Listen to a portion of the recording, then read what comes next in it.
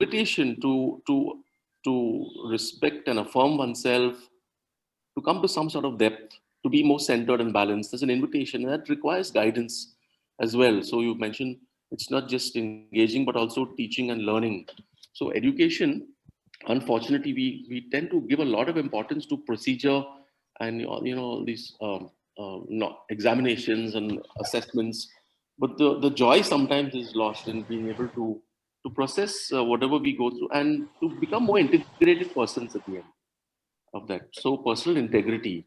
We usually associate the Department of Psychology with inviting people to be more peaceful. But I think literature is also as important, and it arrives at the same goal through a different means, a rich means.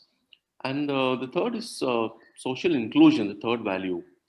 Uh, we don't only live in a bubble, in a vacuum, and in India, because of our complexity, there's also a danger of a lot of conflict. And here is where I think mindfulness should not only invite us to appreciate ourselves, to learn how to engage with others better, to develop emotional intelligence, interpersonal intelligence, but also social intelligence. And most fundamentally, especially today, with our world becoming so polarized and so divided in so many ways, not only our country, the larger world as well. What is the world that we want to create for ourselves? What are the values that we would like to see nurtured? And how can we bring about those values, starting with ourselves, with our homes, with our friends, our small circle of influence. So these two values that we have in Xavier's, which are very difficult institutionally to push, if I may use that word, personal integration and social inclusion. I do think that the field of literature has a lot to contribute, and I do hope and pray that the staff, faculty, whether you're active or retired, you are able to invite the younger generation, especially, uh, to to drink of the riches of literature and to become more personally integrated persons and create a world of better well-being for oneself, for one's community, and for the larger human family. So that is my hope and my prayer, and I wish you all the best for this very engaging seminar and topics that you've lined up as well. With that, I end and take your leave. Very much, Father Keith. I'd now like to introduce our first speaker for the session, Dr. Coomi Vevaina. She will be speaking on mindfulness through literature. Dr. Vevaina is an education futurist, TEDx speaker, internationally acclaimed educator, literary critic, teacher educator, writer, and storyteller. On a personal note, I'm proud and happy that she was my thesis supervisor, my PhD guide. In October 2016, Dr. Vevaina retired as professor and head of the Department of English at the University of Mumbai. She is the founder director of the Center for Connection Education and Management. Dr. Vevaina has 2 PhD degrees, one in literature and the other in education. She has published several books and 58 papers that have appeared in peer-reviewed national and international journals and critical anthologies, and is the winner of numerous national and international awards. She is a renowned speaker who delivers lectures and leads seminars and workshops for teachers and parents. She's a passionate person, and her fields of interest include teaching pedagogy. In 2013, her book on education, Sourceful Intelligence, Understanding Uniqueness and Oneness Through Education, was selected among the 18 best books published in the USA. Her most recent book, What Children Really Want, received critical acclaim from educators, psychologists, parents and writers, and even the Dalai Lama. Dr. Vevaina has her own storytelling organization called Wordfully Yours, which hosts storytelling programs and conducts training workshops on storytelling for enhancing eco-literacy, socio-literacy, and psycholiteracy. This is only a very succinct introduction to the multifaceted person that Coomi ma'am is, and we look forward to a very stimulating and engaging talk from her. Dr. Coomi Vevaina. Thank you, Dr. Pastakia. Thank you, Father Rector. It is always a pleasure to be associated with St. Xavier's, a place which is extremely vibrant, and as you said, an institution which prioritizes teaching young people how to think, which I think is absolutely the need of the hour. And Father, your introduction was so meaningful, and I'll be referring to it several times, I think, today in my talk. So without much ado, I'll just quickly share my screen, and we'll run through the PowerPoint that I have for you today.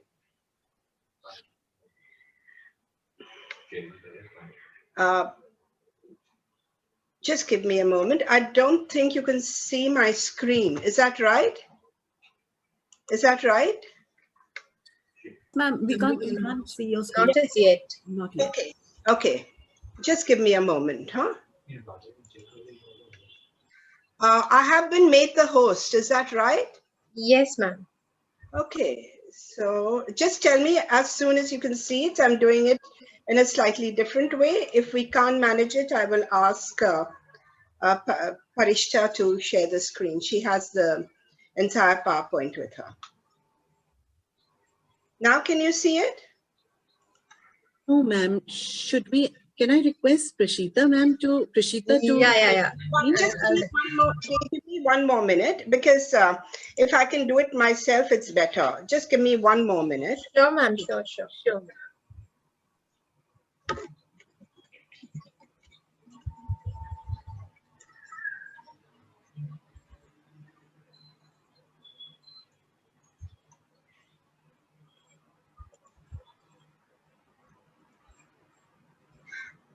I think you'll be able to see it now.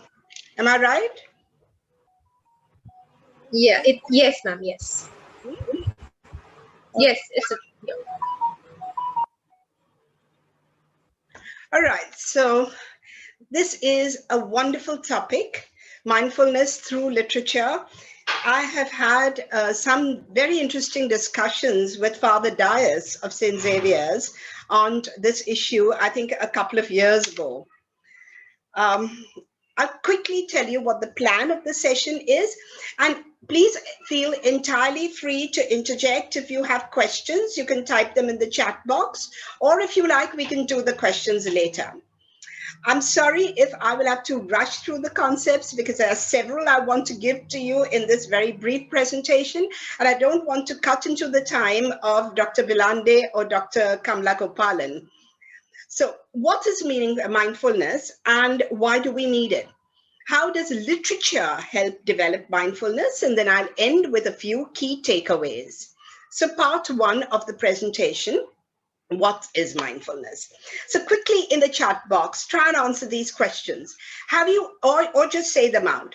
Have you expressed an opinion on someone only to change your mind later?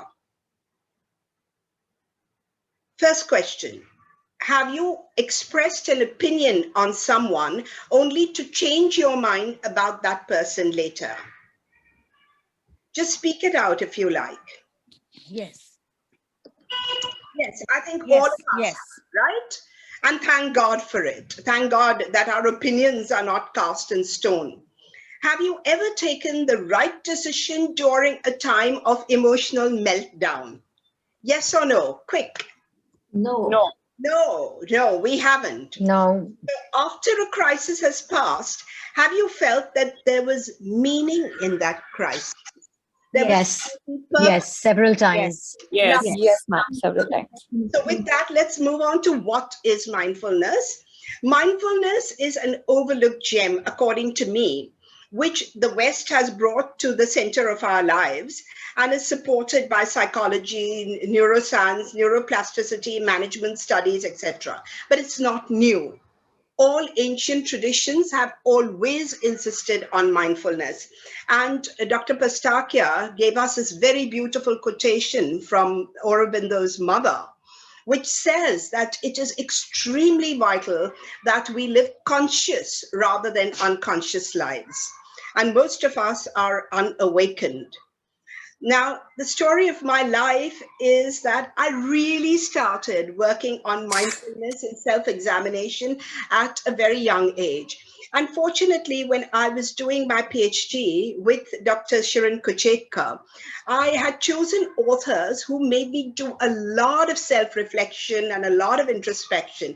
As a young person, I can't say I really enjoyed it, but I quickly realized how vital it was. In 1993, there came out a lovely song by Jill Jackson and Cy Mala called "Let There Be Peace on Earth and Let It Begin With Me." I cannot really lead a movement on peace if I have not been able to experience peace within myself. And therefore today, if we talk about, if we really say, what do you really want? People say, well, we want happiness, we want peace, we want all the problems to end, etc., etc. But it all has to begin with each and every one of us. Now, mindfulness meditation has become extremely popular now. I have found mindfulness meditation easier to do than emptying the mind meditation. The emptying the mind meditation requires much more discipline and comes later. So mindfulness is really useful. And what we are talking about is mindful. Most of the time, all of us are mindful because our minds are fully chattering all the time. From that, we need to move to becoming mindful with a single S, careful, self-reflective, introspective. To me, mindfulness is a very, very powerful psycho-spiritual movement which science valorizes and which is essential to every single one of us, irrespective of our caste, creed, religious affiliation, or political ideology. Mindfulness actually involves two major things. It involves, according to Thich Nhat Hanh, it involves the practice of being fully present and alive, body and mind united. This is huge. This is huge. We talk about living in the present and being present in the now. And one of the most eloquent writers on this has been the writer Eckhart Tolle.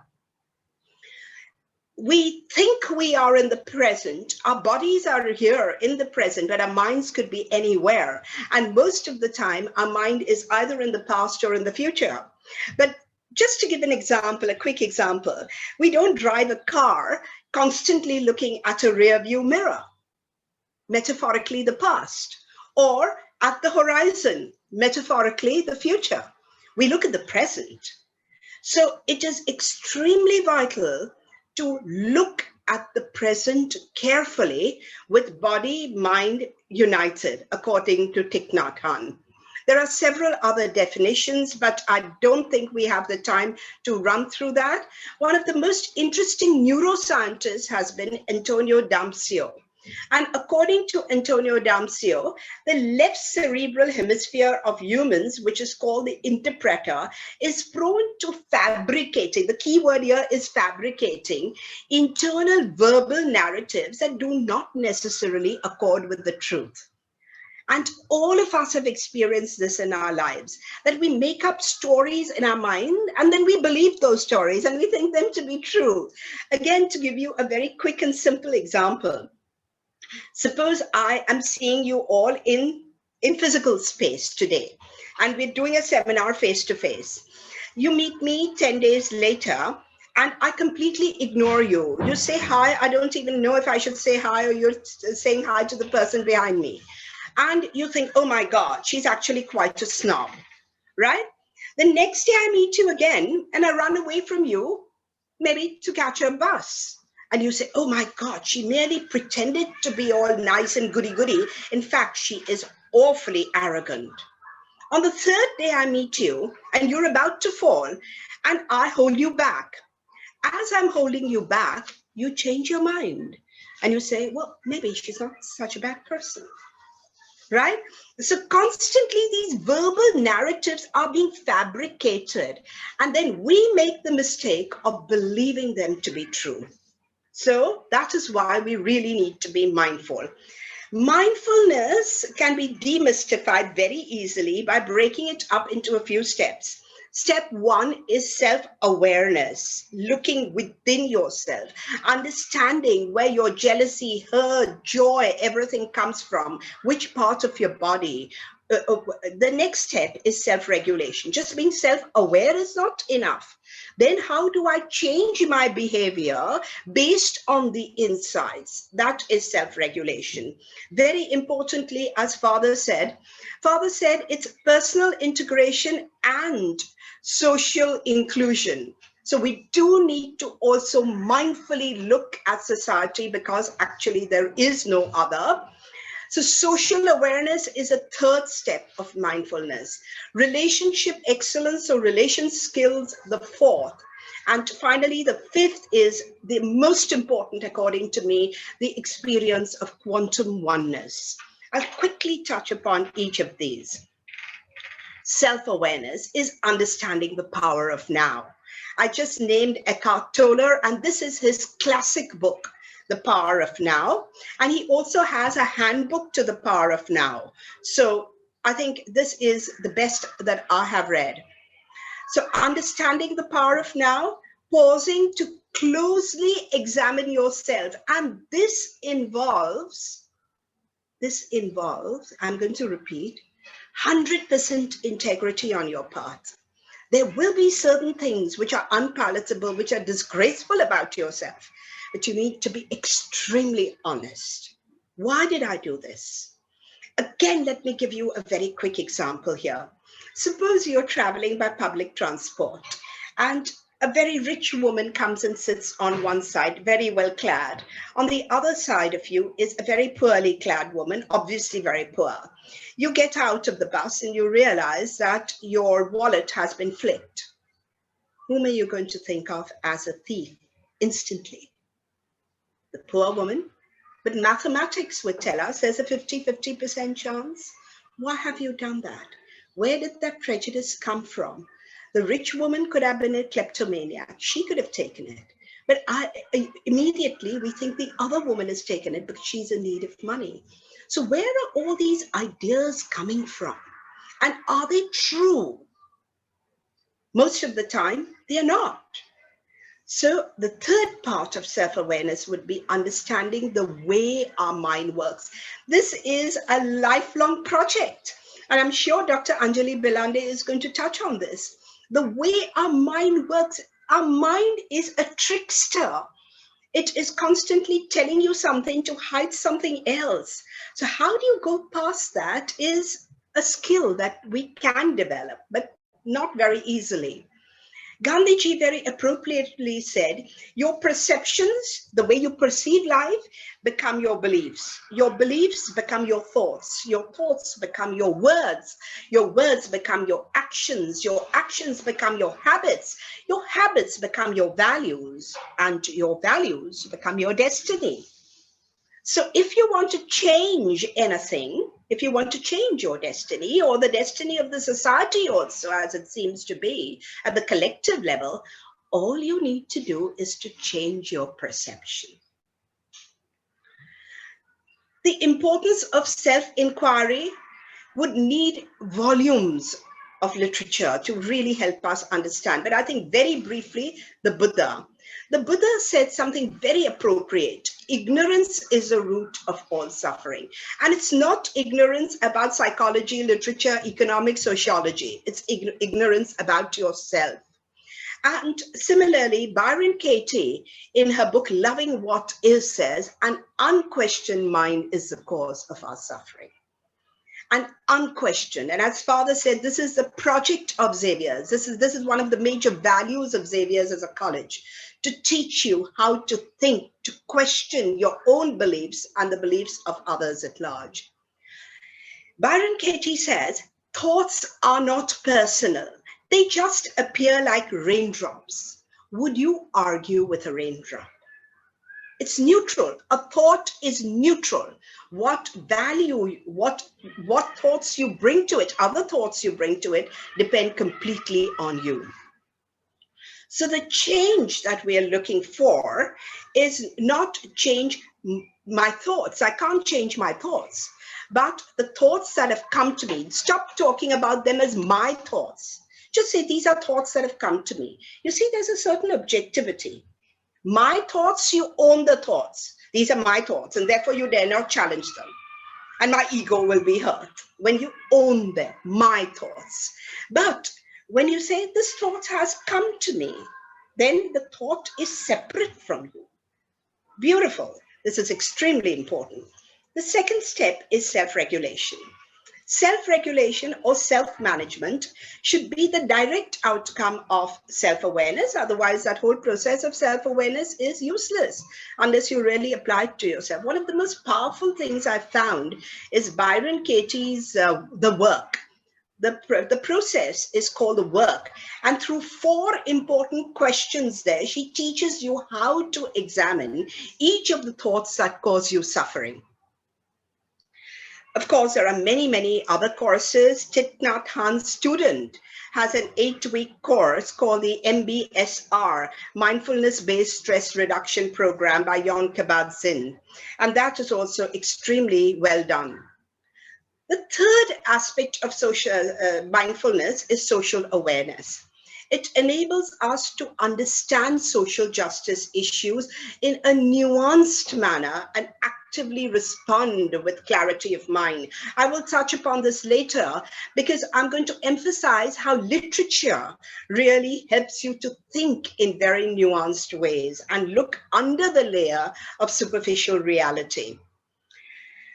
Our father mentioned binary thinking. Yes, all divisive, dichotomous ways of thinking are what Rabindranath Tagore called narrow domestic walls in Gitanjali, the famous poem where the mind is without fear. And this is the cause of all the pain and suffering in the world. It is this kind of divisive, binary thinking that causes racism, sexism, classism, casteism, ageism, different abilities, etc. And it makes us, in fact, inhuman. That is when we feel that we can legitimately perpetuate suffering on others, but there is no justification for any of them. And all we have to do there is merely change our perception. The fourth aspect of mindfulness is relationship skills. Self-awareness and self-regulation vastly improve our relationship skills and enable us to operate with gratitude, forgiveness, compassion, empathy, and importantly, allophilia. The word tolerance is more often used than allophilia. Oh, I'm okay, I'm very tolerant of other people's ideas. No, it's not enough to be tolerant. It's important that you experience allophilia, an absolute honoring of the other person. And if you can, by imaginatively putting yourself in his or her shoes. So, mindfulness prevents us from lapsing into unconscious ways of being and enables us to take positive action from a center of peace. And this is what His Holiness the Dalai Lama and His Holiness Pope Francis is talking about all the time. Pope Francis's ideas on integral ecology is exactly this. The last and the most meaningful to me is the experience of quantum oneness. With mindfulness, we develop sourceful intelligence. I'll explain this in a moment. Just give me a moment for that. To move towards conscious evolution, not unconscious. Please bear with me for a moment when I say that this planet has seen 5 mass extinctions. And unless we really smarten up, it could well be the 6th mass extinction.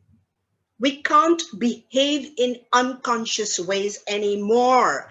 Therefore, conscious evolution with sourceful intelligence giving us the capacity to perceive our uniqueness as well as our oneness. This is extremely vital.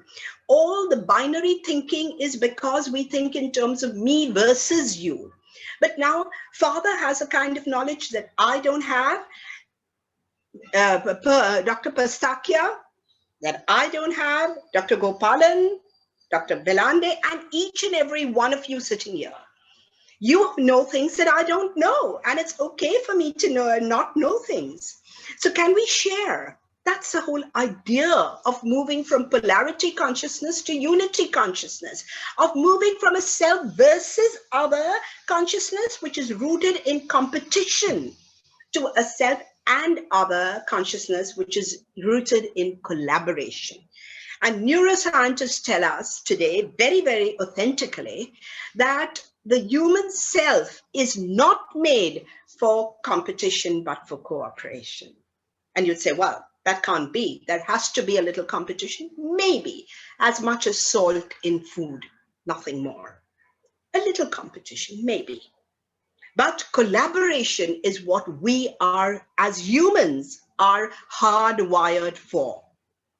So can we move from competition to collaboration to an experience of quantum oneness where all is self? The ancients have always been talking about quantum oneness.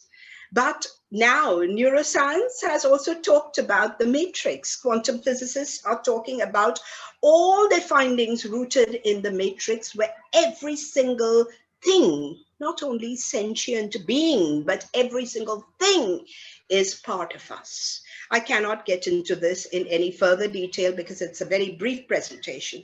And that brings me to part 2 of my presentation, mindfulness through literature. In an age when AI and biotechnology have come together, we could, as humans, create a fairy tale existence where all our mundane, routine jobs are handled by bots and all the marvelous things that AI creates.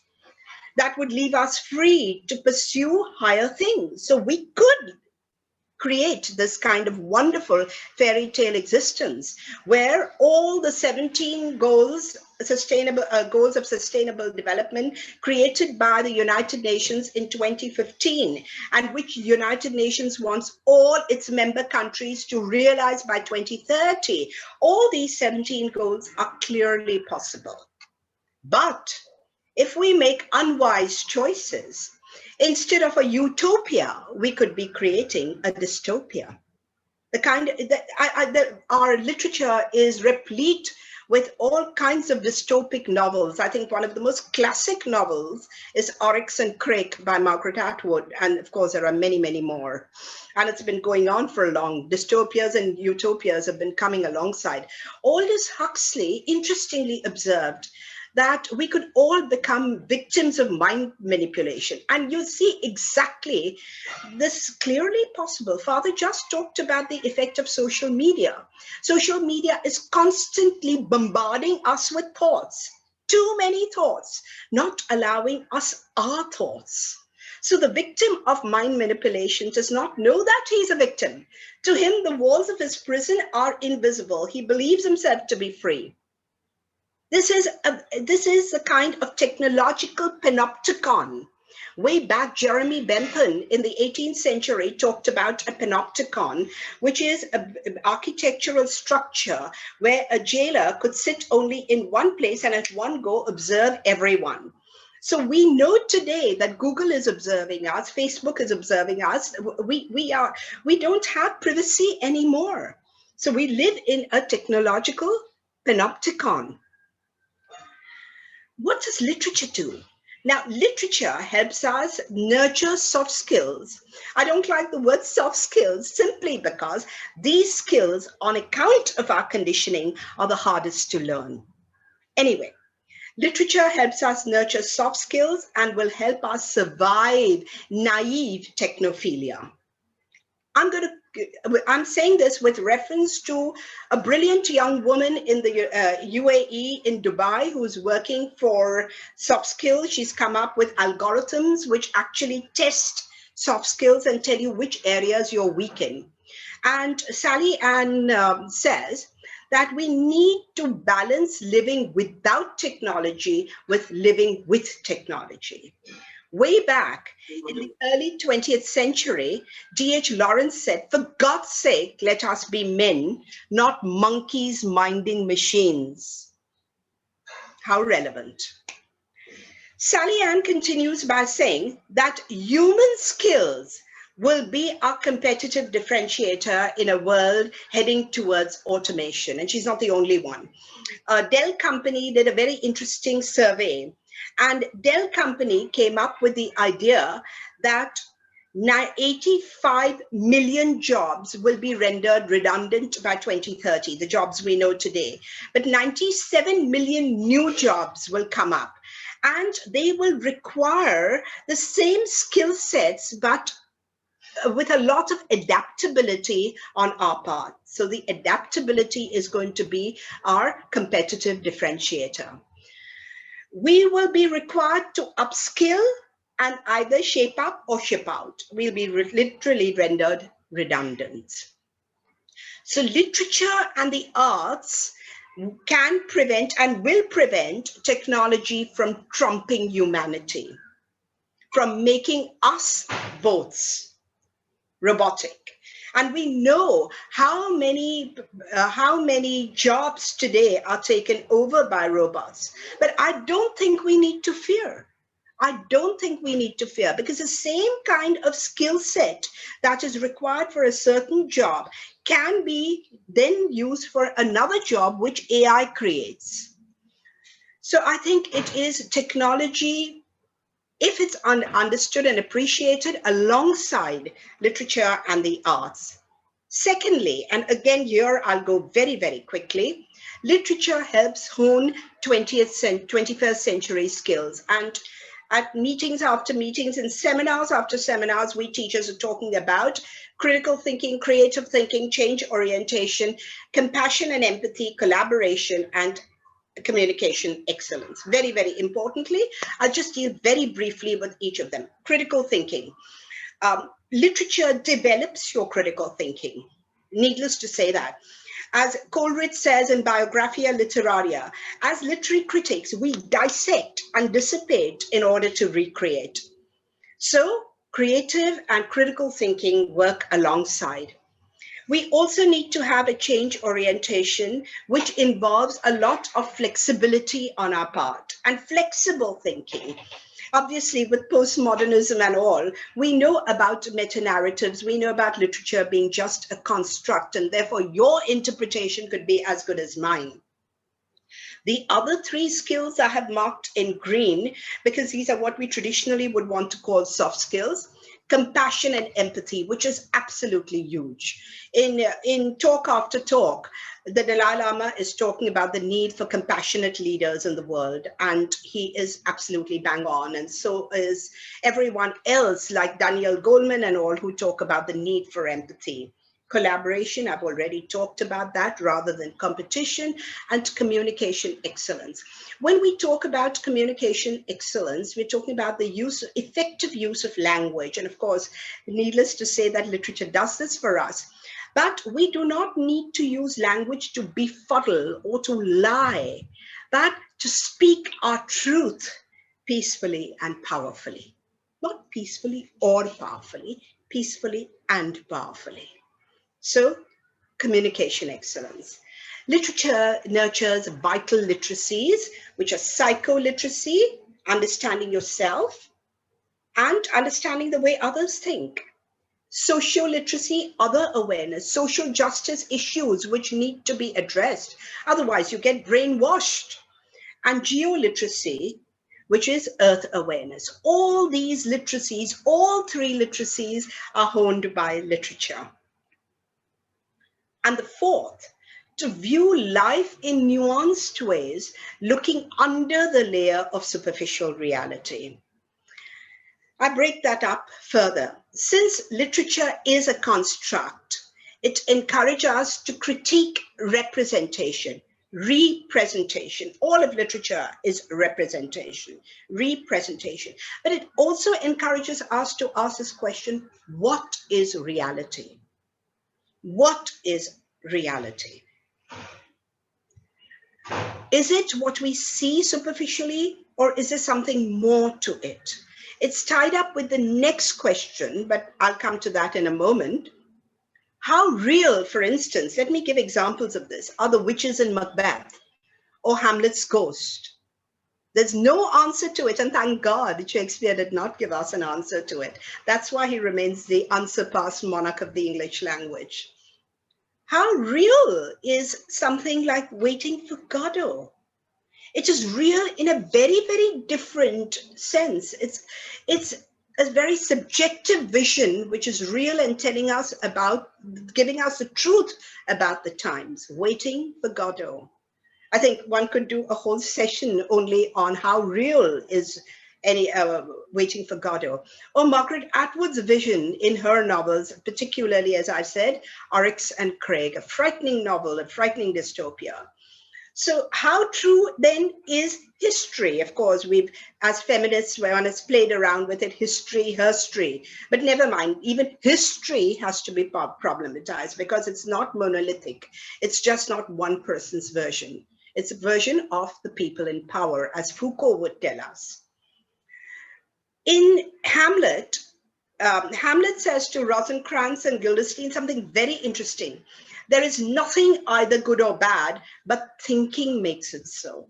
So again and again, we are encouraged to examine our thinking, to examine the nature of reality. Well, it looks this way, but is it really that way? And in A Midsummer Night's Dream, Helena says, love looks not with the eyes, but with the mind, and therefore is a winged Cupid painted blind. So again, something that we say, I'm absolutely in love with that person. Now, what is this? What is this love that you're thinking of? It's just a thought, an idea, because love is who you are, as the Neoplatonists will tell you. It is your essence. It is what you're chemically made up of. It's not an emotion. We've misunderstood it, and therefore all the mess ups. Secondly, literature encourages us to critique subjectivity, critique reality, representation, critique subjectivity, and ask a very important question. Whose version of reality are we listening to? Whose version of reality is this? Just a very few quick examples. In The Merchant of Venice, we hear Antonio and Bassanio badmouth, as it were, Shylock. But then when Shylock talks to us and says, Signor Antonio, often the Rialto, you have rated me for my money and my usances and all that which is my own. You call me cur, cutthroat, dog, and spat upon my Jewish gabardine. And then later he says, hath not a Jew eyes, hath not a Jew ears. And then that makes you think, whose reality are we hearing? Are we supposed to believe Antonio Bassanio, even Jessica and Lorenzo, that he's a monster? Or is he a misunderstood human being? So that is a kind of nuanced thinking. Hard Times, how representative is it of the age? Brilliant with all kinds of characters in this book. Things Fall Apart, Chinua Achebe. Now this is very interesting. Very often we tend to believe now, especially in our post-colonial era, that when it is written by somebody from within that culture, it's bound to be authentic. But we must realize that literature is, after all, a construct.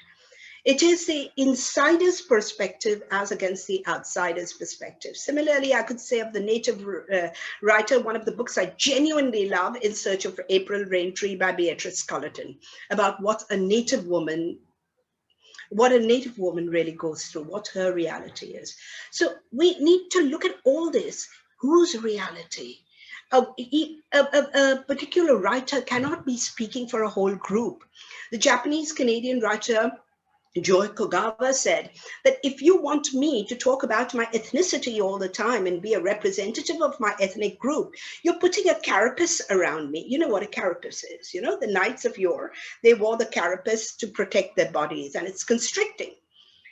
The third aspect is that literature encourages us to critique the uniqueness of the text and the creator. Why? Because as Roland Barthes very pertinently observed, a text is a tissue of quotations from different sites of culture. There can be no writer who is living an ivory tower existence and who's not affected by his society or her society at large. We human beings are all tissues of quotations, and more so in an age of social media. So as tissues of quotations, can we really create texts which are completely original? Even a text then is a tissue of quotations. Am I making sense? I don't know. I'm just rushing through this presentation. I do hope I'm making sense. But literature encourages us to do this and to critique the uniqueness. No, a text has all the echoes of past, present, future. It is not, as Sidoni Smith would say, unique, unitary, and unencumbered. It's always a tissue of quotations. It's a product of social reality. And if the text is that way, because so are we. Every single one of us, we like to say, I'm going to do things my way. But what is uniquely our way? Isn't it also affected by opinions, by situations? We are never unique. So then we are encouraged to do that by literature. And that makes our thinking really complex, rich, and nuanced.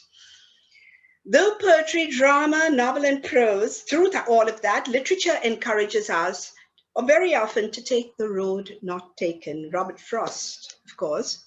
While we experience our uniqueness, we are unique. I have certain gifts and talents and maybe you don't have, and vice versa. And my reading and my experiencing and my everything, unique. But at a deeper level, we are all essentially one. And that is what literature helps you to feel. So by blending knowledge from the outside world with wisdom that comes from the study of literature, we can and must create lives that are joyful and socially just for all living beings on the only planet we can call home. So what are the key takeaways from this session? We dealt with what is mindfulness, the 5 aspects of mindfulness, the need for mindfulness in an automated world, literature as a powerful tool for nurturing mindfulness. Literature helps nurture soft skills and will help us survive naive technophilia, helps us hone 21st century skills, develop vital literacies, and view life in a nuanced way by looking under the surface of superficial reality. I don't know if Father Rector is here, but then perhaps Father Rector, even at the next meeting, along with your psychology department, you could call literary critics and literary writers and teachers. It's all one. I would like to end with a beautiful quotation from Elizabeth Barrett Browning. Earth's crammed with heaven, and every common bush afire with God, but only he who sees takes off his shoes. The others sit around and pluck berries. So if we choose to sit around and pluck berries, we may be rendered redundant. Thank you very much. Thank you for your attention. I think we have 10 minutes during which I'd be happy to take questions.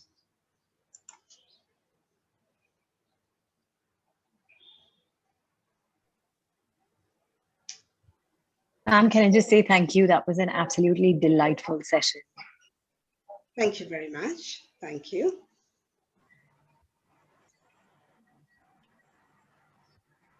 All right, we could take a few questions now, please. You could type them in the chat box. Or any observations or anything that you may want to share with Professor Vevaina. I just hope I haven't been too overwhelming because I wanted to cram in so much. So I hope you are not suffering from discourse vertigo. Excuse me, ma'am. Yes. Hi. I really enjoyed the last part of what you talked about with regards to literature, how it critiques subjectivity, how it critiques reality. And I do believe it's quite important because given the pandemic, people were, binge watching and everything started up so fast. And I got this as a time to see literature. And, I saw novels that talked about plagues and, how people have given us cautionary tales to survive events that we don't see coming. So isn't that an important tool to develop mindfulness? Absolutely. Absolutely. Anything which makes you aware of, I think, the actual interaction between yourself and the other world, not as in terms of self versus other, but in terms of self and other. It always helps you to respond intelligently to your society. Mindfulness always does that. So as Father Rector would say, it results in personal integration and in social inclusion. It's both. Ma'am, I had a question, may I? Please, of course. Of course, I may All not have right. the answers, but I'm ready to take questions. I'll So search it's for the answers with you. all right. Thank you. So I had a doubt. When you were talking about changing our perception, it just occurred to me that one quote by Arthur Schopenhauer that a man can do what he will, but not will as he will. So sometimes I, as a person who's still growing, full of angst, I have often seen that my perception has been a product of a lot of things, my childhood, my conditioning. You can say it's almost been so organic that I've never had any control over it because so many things pre-decided it. The past had so much control. So it's very difficult for me to say that, yes, I can change my perception when I am so much of a tool of the past, you know? Now, this is huge. What you've already realized is that a lot of thinking has come from your past conditioning. Step by step, not overnight. You take one concept, you break it up, you ask where is it coming from? How authentic is it? Could it be done differently? If it works for you, then that's great. If it not only for you, if it works for you and does not harm others, it's good enough to retain. We don't have to throw out the baby with the bathwater. Now, that is a horrible, horrible thing to say, baby with the bathwater, but just a common way of talking. You don't have to throw out the good with the bad. If something has come to you from the past and it's worked for you and it hasn't harmed people, great, you retain it. But if you feel that, no, it's not working for you and neither is it doing good to others, then you can intelligently devise ways of changing it. This is my take on it. Ma'am, we have a question in the chat box from Ramya B. And it says, though irrelevant to the topic, how do we handle criticism? Very interesting question. Well, I am deep into psychospirituality. I've been trained by very, very eminent psychologists. So I'm going to give you a very brief answer to this. When criticism is directed towards you, just ask yourself, is it touching my essential self, my pure self, my unchanging self, or is it touching my ego self? If it's obviously said from an egoic position, it's very likely it's going to touch my ego. How dare she say this to me? You know, I'm hurt. Who's hurt? The next question is, who's hurt? Does it really? I'll give you a very simple example without taking any names. I was a young professor in the university, and I think in the first 5 months, I was asked to lead a refresher course. And one of my colleagues, for God knows what reason of his own, went to the refresher course teachers and said, you know, these Parsi women, she's leaving to go abroad because these Parsi women are easy lays. Now, wasn't that a horrible thing to say? The whole class walked out, the class of teachers. They came to my room and they said, let's lodge a police complaint because this is what he said against you. Obviously, it hurt me. Human. I'm human, flesh and blood, right? Work in progress. So obviously it hurt me first. And I said, oh my God, this is horrible. This is a lie. And then because I have been introduced to mindfulness and etc. at a very early age, I paused. The important thing is to pause. And I paused and asked myself, if it's not the truth, what am I getting all het up about? So I told the group of teachers who were there, I'm sorry, I'm not going to do anything because there's no truth in it. So it doesn't affect me. About half an hour later, the same gentleman met me in the corridor. And he said, so you know what I said about you? I said, yeah, I do, but that's your business. It has nothing to do with me. That was an insult, a huge insult. It was a slur on my character. I could have blown it up. I could have gone to the women's cell. I could have gone to lodge a police complaint. It would all be right. But then I would have lost my peace. And I keep saying, nobody has a right to take away my smile. I don't give that right to others. So I didn't give it to him. This was just a small, not that I always behave very mindfully. I'm human like you. But very often, these are the kind of questions I ask and would save the situation. Otherwise, I would have completely lost my peace of mind by writing letters, getting more and more angry, and letters going back and forth. Actually, that person then became my friend. So it was a win-win situation. Ma'am, I have a question about this. Yeah. The situation that you've just narrated to us, while it's amazing that you could pause and you could reflect and not let it affect you. If all of us became like that, and this is just me being, if we all just accepted bad behavior by being so mindful, how would you change people's thinking? Because hasn't conflict... He realized very importantly that he couldn't take away my smile. He didn't try it again. So his behavior towards me changed. But ma'am, it could have made him try it with someone else because you didn't reprimand him. This is just... He would also think that possibly someone else could also behave with him in the same way. I mean, he would have enjoyed a confrontation. I did not get the pleasure of that confrontation because I showed that I am in charge of my emotions and my thinking. Yes. When you do that, people start wondering, how could she do it? I mean, not that I'm a saint, not that I'm anything. As I said, I don't always behave mindfully. I'm human. Sometimes. Okay? Yes. But more often than not, I try and stop. I pause. I put a break. I ask myself. And when I'm asking myself, I respond in very different ways from the way that is expected. And I think in my case, it's usually created a win-win situation. So again, now I'll tell you, even when I lose it, for instance, then I reflect on it. And I say, how could I have done it better? This was not very smart. How could I have been smart, mindful, and created a better response? So the next time a situation like that crops up, I'm ready with it. Does it make sense? Hello, ma'am. Yes. Yes, ma'am. Thank you. Thank you for that. Okay. You talked about mindfulness, and probably you are aware of Vipassana technique. I can't hear you too clearly. Can you come closer to the mic or something? Yeah. Thank you. Better, yeah. Better. You probably must have heard about Vipassana technique, which also talks about mindfulness. Yes. So what is your take on it? I mean, recently you said that mindfulness is a very recent phenomenon.